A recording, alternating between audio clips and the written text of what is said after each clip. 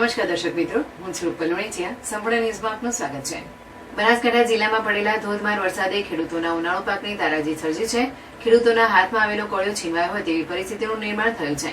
બનાસકાંઠા જિલ્લામાં ઉનાળુ સિઝનમાં મોટા પ્રમાણમાં મગફળી અને બાજરીનું વાવેતર કરવામાં આવતું હોય છે. જો કે પાક પણ તૈયાર થયો હતો.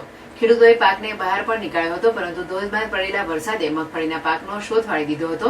એટલે કે ખેતરોમાં પાણી ભરાઈ જતા મગફળીનો પાક કોવાઈ જતા ખેડૂતોને ભારે નુકસાન થયું છે.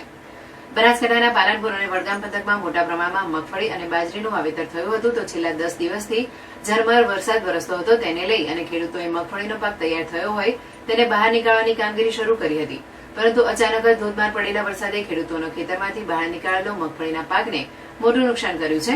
ખેડૂતોએ હજારો રૂપિયાના ખર્ચે બિયારણ અને ખાતર લાવી અને પૂરી માવજત સાથે મગફળીના પાકને તૈયાર કર્યો હતો. પરંતુ ધોધમાર વરસાદમાં આ તમામ જે પાક છે તે ખેતરમાં જ કોવાઈ જવા પામ્યો હતો. એટલે કે ખેડૂતોના હાથમાં આવેલો કોળિયો છીનવાયો છે અને ખેડૂતોની હાલત કફોડી બની છે. ત્યારે હવે ખેડૂતો સરકાર સમક્ષ પાક સહાયતાની માંગ કરી રહ્યા છે.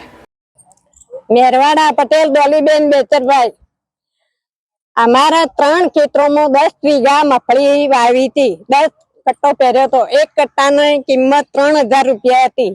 કાળી મજૂરી કરી છે, વગર પાણીએ પકવી છે અને રાત રોડિયો કર્યો છે. અમને અત્યારે એક દોણો પણ મગફળી મળી નથી. અમારો 50,000 ઉપરનો ખર્ચો છે.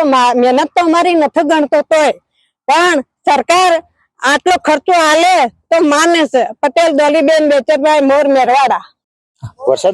વરસાદના કારણે ખેડૂતોને જે મગફળી અને બાજરી બંને પાક બધું વરસાદના કારણે ઘાસચારો અને મગફળી બધું તદ્દન સડી ગયું છે અને કોઈ ખેડૂતના હાથમાં એક કશું આવે એમ નથી.